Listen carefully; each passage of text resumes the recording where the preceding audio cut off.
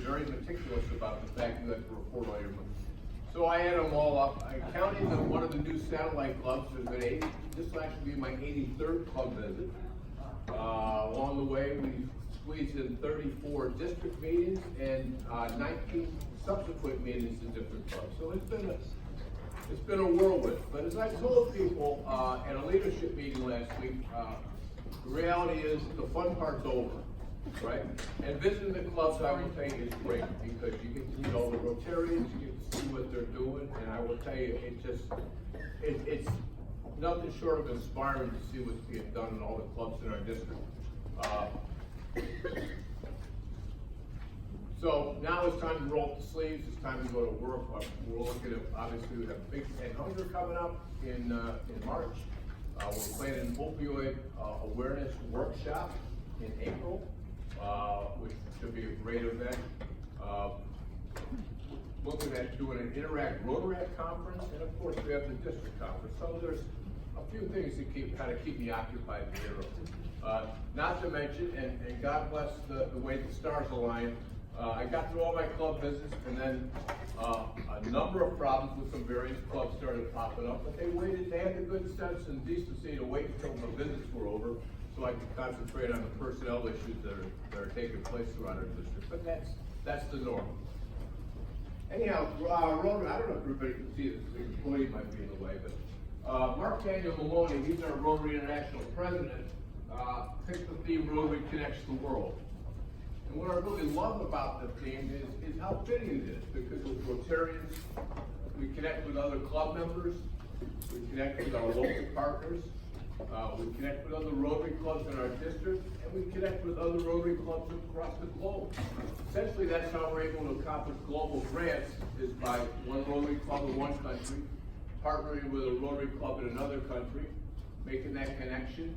They collaborate, they put together these international projects, and that's essentially how we're able to accomplish global grants, is through that partnership of Rotary clubs across the globe. And we have a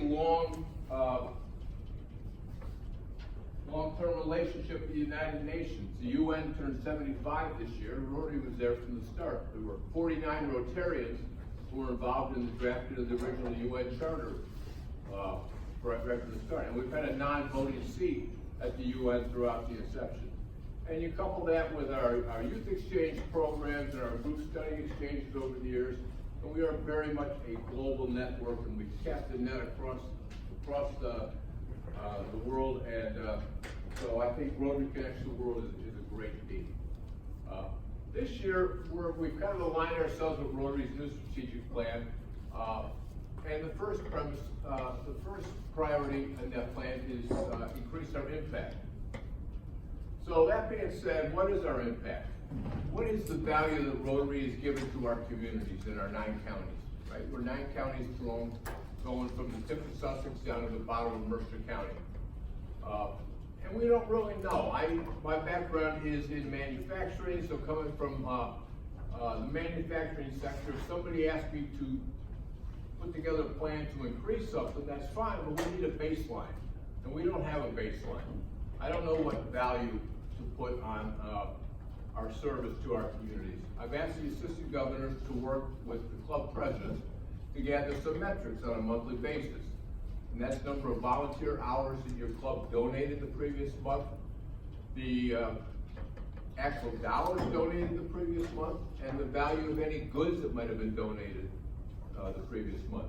And the plan is to put all this information together for all the clubs and use it as a marketing tool to show our 9 counties what Rotary's doing. And I think the numbers would be staggering. I think everybody would be surprised. Rotary had the Johns Hopkins School of Social Studies do a report last year and on volunteerism. And the report came back and said Rotary donated 45 million hours of service last year. And then they put a value on that, and they said the value of those hours is $850 million. And that's just that's not actual dollars, that's just our volunteerism. But they also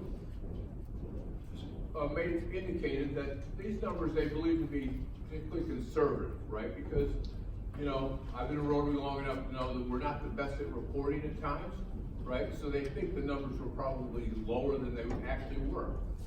But let's say $850 million was a good number, and we're an average district, and there's 525 districts worldwide.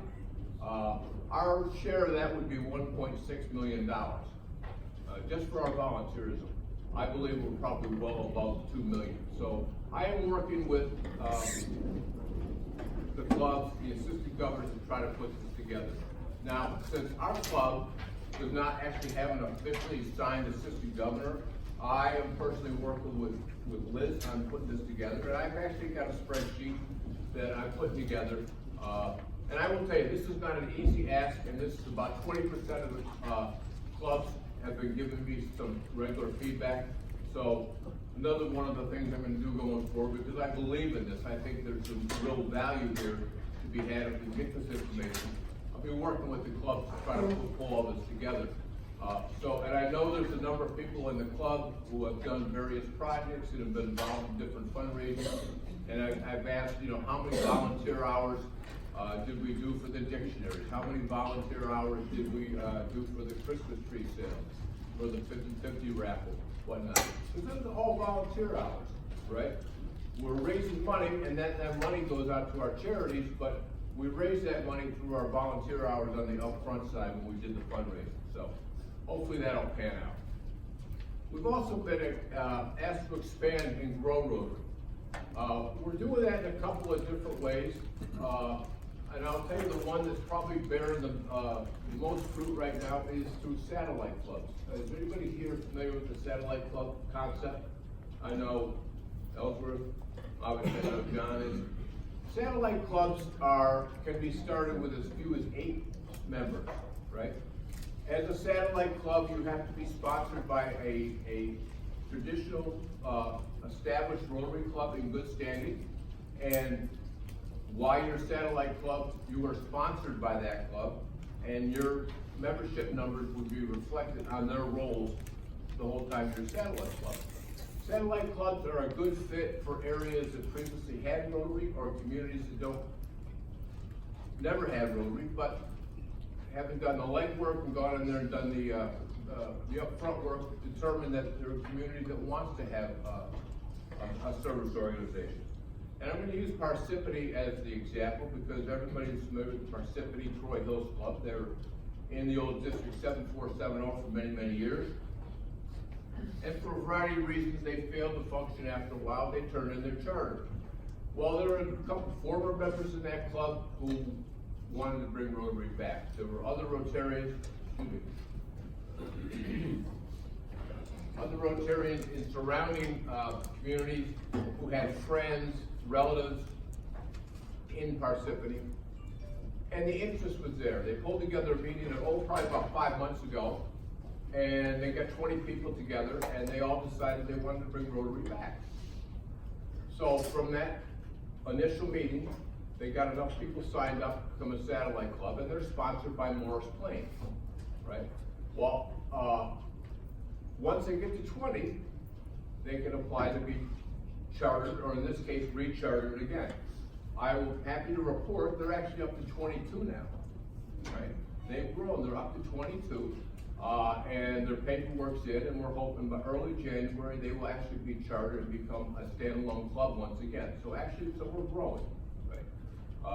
And this is all new growth, right? These are all new members.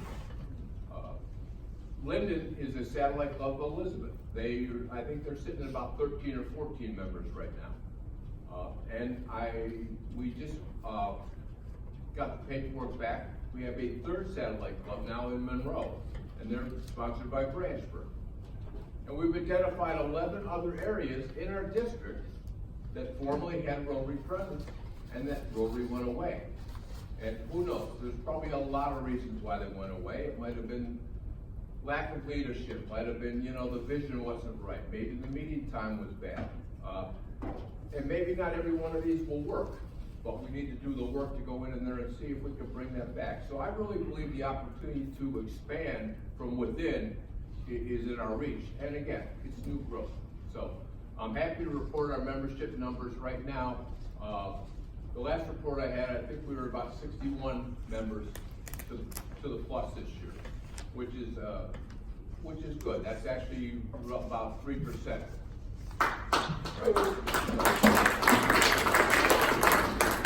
And we're number 1 in the zone, but again, that's today.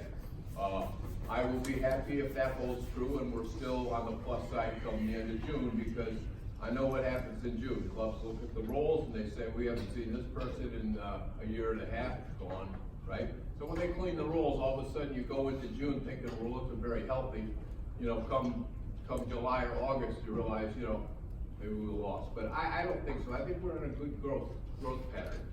I guess the clubs also to try to use the approach, when you go out there looking for new members, go out there with a different mindset. Go out there and look for volunteers, right? Try to recruit volunteers to work alongside of you. And I use End Hunger as the example, right? End Hunger is a great opportunity. It's a great service, hands-on project. It's a magnet for volunteers, right? They come in droves for End Hunger. And they come and they get involved. It's a fun day. And people who go and they volunteer with you, and all of a sudden you realize that these are people that are like-minded people. They like to volunteer. They like to get involved. So then after the fact, when they approach you and they want to know a little bit more about the organization, about Rotary, they're already halfway sold, right? So I would suggest at that point, that's when you hit them with the trifold, and you take them out for the cup of coffee, and you talk about the values and the virtues of being a Rotarian, right? Because you've already got them booked. So I think we can realize a 2% net gain in our membership, right, from our existing clubs. And I use 2% because 2% was the average that we lost, and I'm talking about the old District 7470. We lost 2% membership every year for 20 years. So on a given year, you say, okay, we lost 2%, that's 40 people, right?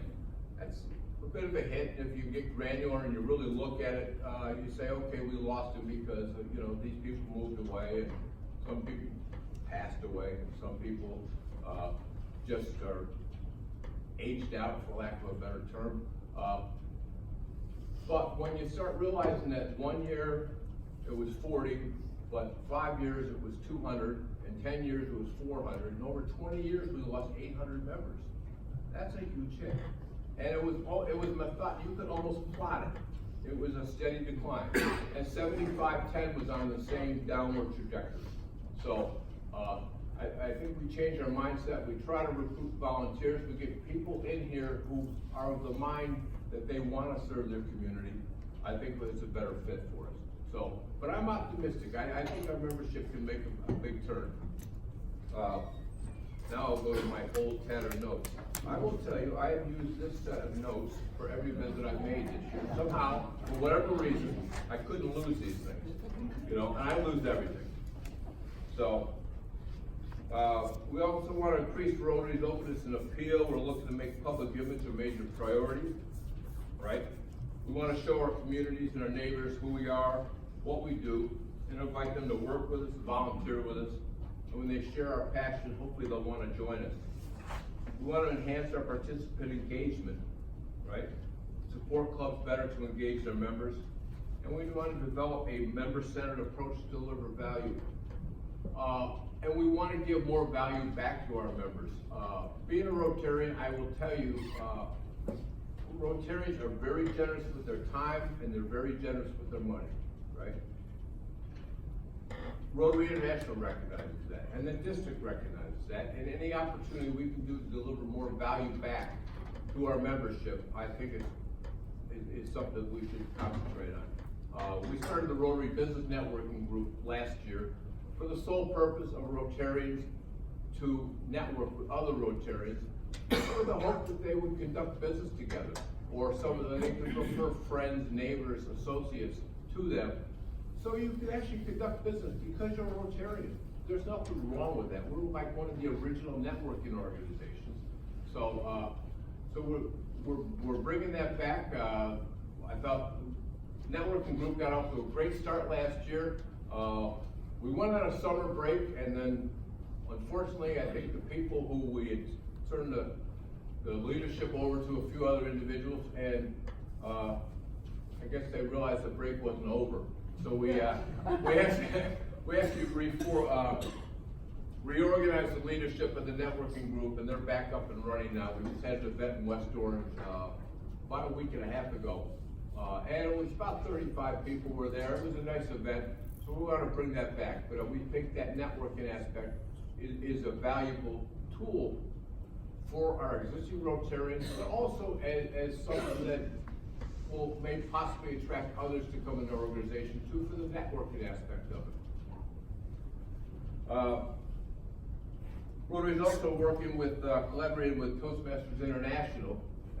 Toastmasters International has a whole portfolio of leadership training and development training modules that Rotary's first going to roll that out to Rotaractors, but then it's going to cascade over and be made available to Rotarians as well. So we think if Rotary is an opportunity for people to learn and to grow, we think that's a good thing, and I think that, again, will be more attractive to people to come into our organization.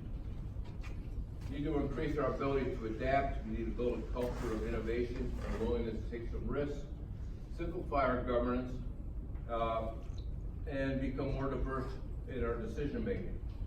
My primary goals for the district are to encourage collaboration between clubs, and that can be in meetings, projects, fundraisers, and socials. I'll tell you, there's a group down in Mercer County, they call it the President's Council, but it's a leadership from all the Mercer County clubs, and I'll throw in Montgomery, Rocky Hill. They're actually in southern Somerset, but they want to be Mercer County, right? But they all get together. They get about every 6 weeks at a place called Bahama Breeze. It's on Route 1, and it's a very social setting. They get together, they have a few cocktails, they have some appetizers, but they talk about their projects, they talk about their fundraisers, they talk about their challenges, they talk about their opportunities, and they collaborate together, and they brainstorm together. Really, we're doing an Ed Hunger at the College of New Jersey this year, and that came out of this group that gets together. They talk the whole thing through, and they work very well together, and they support one another. And I know, for example, one club had an event coming up, and they were short-handed, and the other clubs pitched in and they helped them, you know.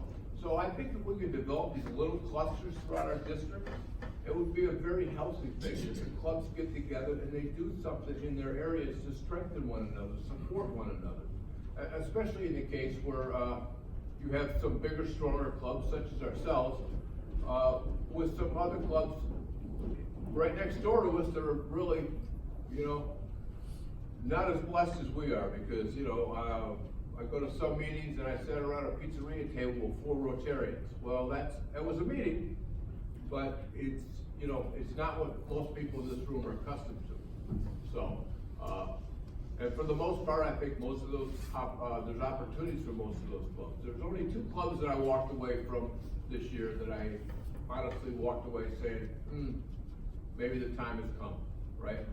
But it's for them to turn that around, and hopefully they can turn it around, but I think for the most part, most of the clubs are on the right trajectory. Encourage clubs to become more family friendly. I think the more you involve the family, it's a good thing. You get them involved, you get them engaged, they become embedded with Rotary. And I will tell you, at a personal level, I've shared this, once my wife became more engaged and of Rotary and appreciated the work that we do, the less feedback I got when I had to go out and do volunteer work instead of going to my nephew's birthday party, right? You know, and that's a reality, right?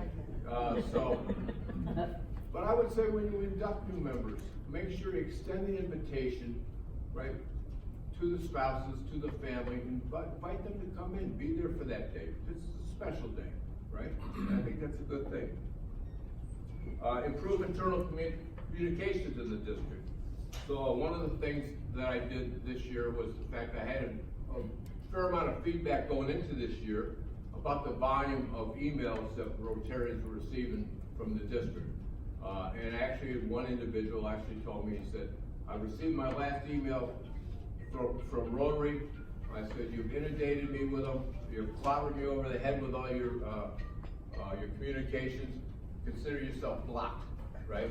Well, if we want to share information to our membership, and we do, right? It's very important that, you know, throughout our 9 counties that we know what's going on, and I think information sharing is critical that, you know, for the success of our, for our district and for us to be able to grow and to learn from each other, we need to be able to share the information. So I want people to look at the communication from the district. So the plan is, the normal week, you receive a single communication from the district, and within that communication will be all the pertinent information that needs to be shared.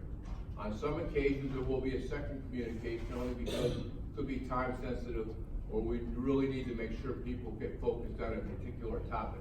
But for the most part, we're going to try to keep it to a single communication. And I've had some for the most part, very positive feedback from it. I'm not sure it makes some committee chairs happy, but, you know, we're dealing with that. Want to utilize our public image and people of action campaign tools to show the 9 counties reside and operate in what a great service, networking, and humanitarian organization we are. And as Jeffrey Cataract, Jeffrey is our Rotary International Director for Media Pennsylvania, says, if we become irresistible, people will ask to join. So we need to become irresistible, right? Our focus goals are food insecurity, and again, that's End Hunger 3.6. And I will tell you, there are a number of other clubs who do some similar type food packaging events. Many clubs do food collections for the food pantries, and that's great, right? But we are concentrated on food insecurity. I'm happy to report that when I was going back, when I started out my road trip back on July 1st, I was telling people there's 1.2 million people in New Jersey classified as being food insecure. I went probably about 6 weeks ago, I was looking back through a couple of the websites that I visited to look for that sort of information. It's down to 900,000 now. That's a great thing, right? But there's still 900,000 people in our state that are classified as food insecure, right? So, you know, there's still a lot of work to be done. So we're gonna have 3 events this year. Obviously, Drew University, College of New Jersey is gonna have their first one, and Raritan Valley is gonna have their second actual End Hunger food package event. And again, they're all in the month of March.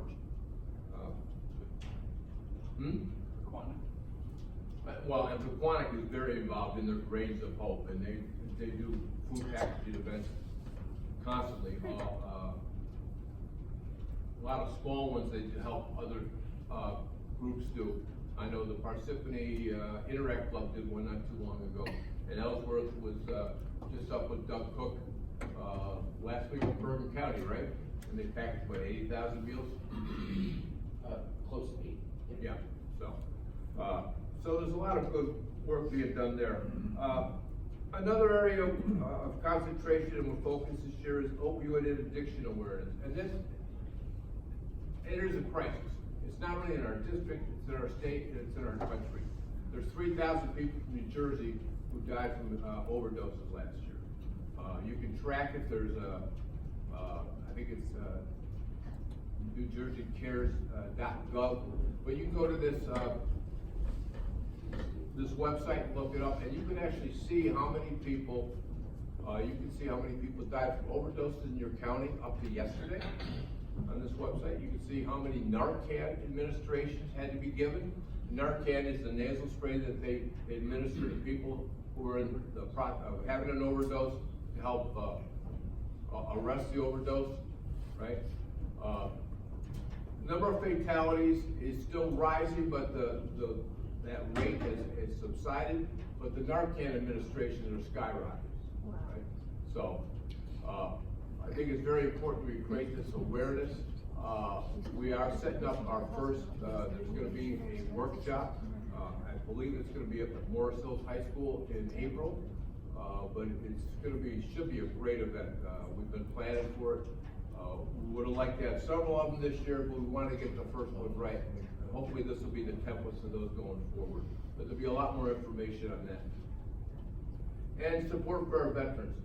And in regard, from the district standpoint, all I wanna do is I wanna put a spotlight on all the clubs that are doing such great work for the veterans now. And there's some magnificent stuff going on out there that supporting our veterans. And they certainly deserve all the support we can give them. And what's unfortunate here, we talk about hunger and food insecurity, and we talk about opioid addiction awareness, and then we talk about the veterans, and so many times our veterans, they're the trifecta, they're involved in all three, so, you know, they need our support. District events, nice thing about this is the later I get in the year, the list of district events shrinks because, we've already gone past them. So I guess the first one coming up here will actually be the President's Ball, which will be Somerville Elks on February 22nd. And a little bird told me that our president has a conflict that evening. Yeah, that's right, we'll have a special dinner for you. January 30th. Brazilian dinner with president. There you go. Right. We talked about end hunger, three events in the month of March. We're having a group study exchange with Nepal. We have a team going out in middle of January, and they'll go to Nepal for a month. And when they're in Nepal, they're going to work on service projects while they're in Nepal. There's actually going to be 2 Rotarians and 2 Rotaractors outbound. They're going to reciprocate, and they're going to send us back a team in the middle of April, and they'll be with us until the middle of May. They'll actually return home at the conclusion of the district conference, which will be at the Hyatt Regency Inner Harbor, Baltimore, from May 7th to May 10th. And Jim, are you gonna hand out some pins, Jim? I did pin it, and I had Jeannie help behind that pin as well, so everyone's got a pin, right? Oh, you got one? Oh, okay. Who does not have a pin? All right, so we'll make sure you have it. You guys do good work, you're stealth. We did. You started talking, I started ending. Yeah, I guess I focused.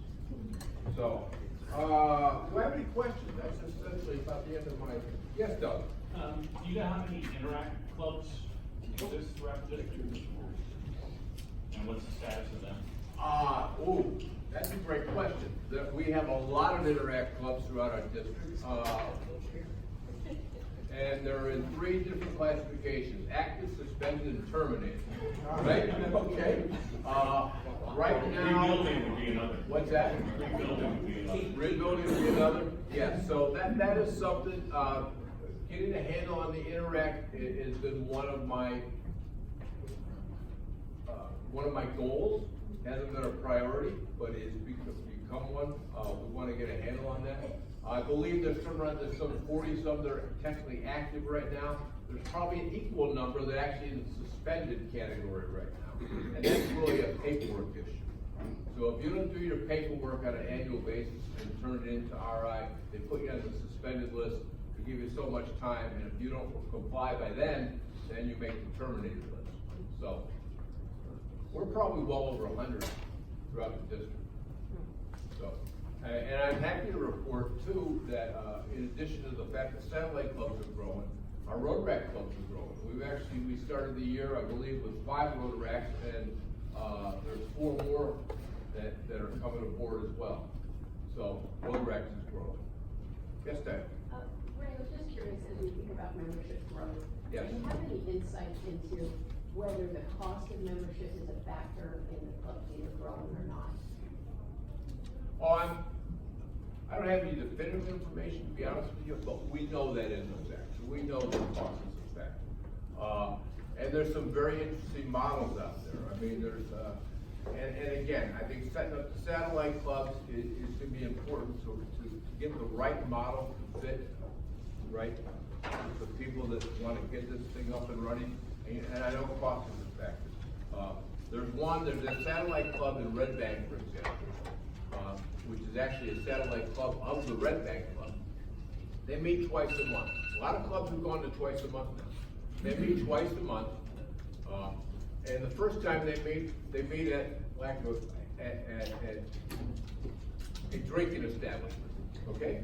And they go there, and that's their planning meeting. They go there, they drink, and they plan a service project, right?